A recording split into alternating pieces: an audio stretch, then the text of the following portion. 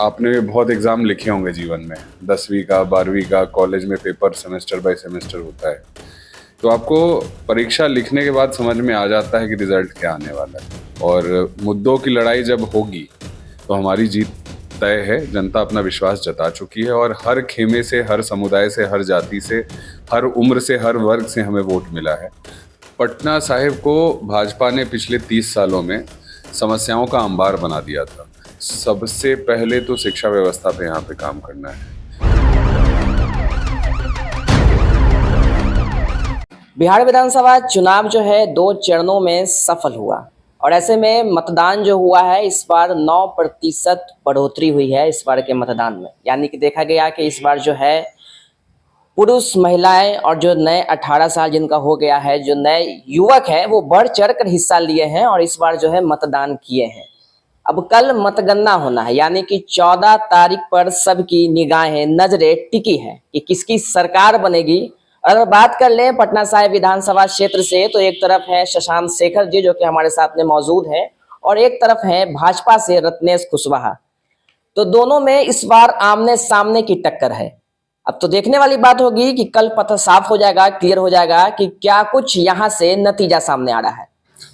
देखिए, कल जो दिन है, मतलब अगर मैं आपको उदाहरण से समझाऊं, तो आपने बहुत एग्ज़ाम लिखे होंगे जीवन में, 10वीं का, 12वीं का, कॉलेज में पेपर सेमेस्टर बाय सेमेस्टर होता है।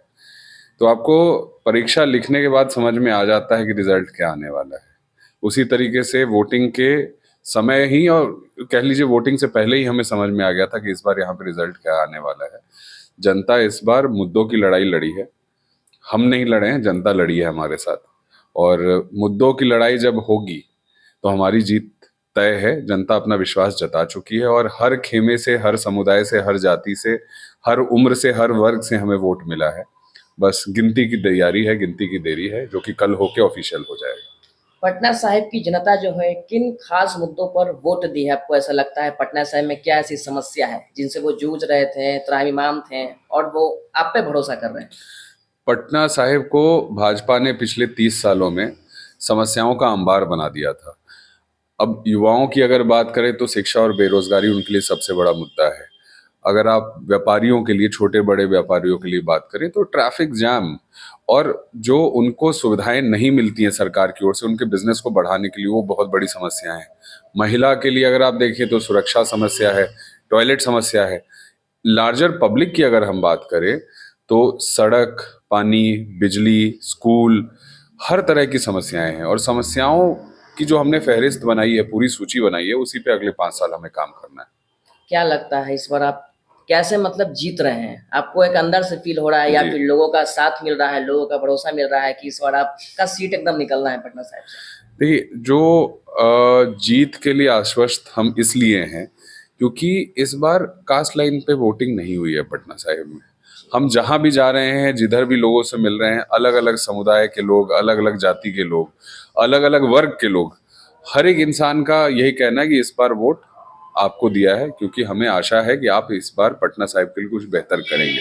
भाजपा को हमने 30 साल दिया, भाजपा नहीं कर पाई, लेकिन आप पे भरोसा है, आप पढ़े लिखे हैं, आप पे हमें पूरा भरोसा है, आप करेंगे, इसलिए इस बार आपको वोट दिया है। पटना साहिब के लोग आप पर भरोसा करेंगे तो क्या आपकी प्राथमिकता होगी कि जो आप पटना साहिब में देखे हैं, घूमे हैं, क्या सुधार करेंगे?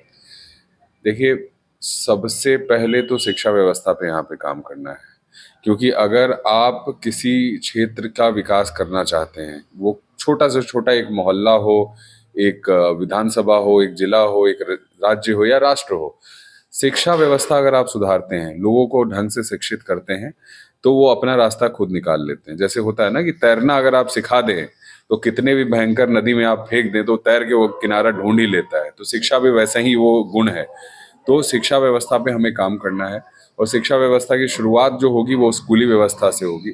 हमारा टारगेट है कि पहले 1 साल में पटना सिटी के जितने स्कूल हैं, कम से कम बेस लाइन तक पहुंचे, कि जो पढ़ाई की व्यवस्था वो सुचारू तौर पे शुरू हो जाए कम से कम हर जगह, जो कि अभी नहीं है। उसके बाद आगे इंग्लिश मीडियम में कन्वर्ट करना है, स्किल डेवलपमेंट है, स्पोर्ट्स वगैरह हैं, और नए स्कूल खोलने की बात है। उसके लिए ज़मीन ढूंढना, उसके लिए परमिशन लेना, उसके लिए प्रोजेक्ट लाना, वो सारा काम उसके बाद होगा। लेकिन सबसे पहले जो हमारी प्रायोरिटी है वो शिक्षा रहने वाली है। कल मतगणना होना है, क्या तैयारी है, क्या सोचे हैं अभी से लेकर कल के बारे में? जो देखिए प्रोसेस है उसको फॉलो किया जाएगा। हम लोग अपने जो लोग हैं वो तैयार कर चुके हैं, उनको आज हम ट्रेनिंग देंगे, उनको समझाएंगे क्या करना है, किस चीज़ से चौकन्ना रहना है, भाजपा कहाँ कहाँ खेल करती है जनरली काउंटिंग में, वो सारी चीज़ें हम समझाएंगे और कल सुबह हम लोग निकल जाएंगे। बहुत ज़्यादा प्लानिंग की जरूरत नहीं होती, आपको चौकस रहना होता है काउंटिंग में। ठीक है, धन्यवाद। हमारे साथ में कांग्रेस के प्रत्याशी शशांक शेखर जी थे, जिनका कहना है कि अगर वो पटना साहिब से जीतते हैं, जनता उन पर भरोसा करती है, तो जो प्राथमिकता उनकी होगी शिक्षा व्यवस्था, यहाँ जो पानी की समस्या, कई तरह के समस्याओं पटना सिटी से लोग जूझ रहे हैं, तो कल मतगणना होना है। कल का लोगों का इंतजार है। पटना साहिब की जनता किन दो प्रत्याशियों पर भरोसा करती है, किनको अपना समर्थन देती है, ये कल पता चल जाएगा। फिलहाल आप इस खबर को फेसबुक पेज पर देख रहे हैं तो फेसबुक पेज को फॉलो कर लीजिए और यूट्यूब चैनल पर देख रहे हैं तो चैनल को सब्सक्राइब कर लीजिए। बहुत बहुत धन्यवाद।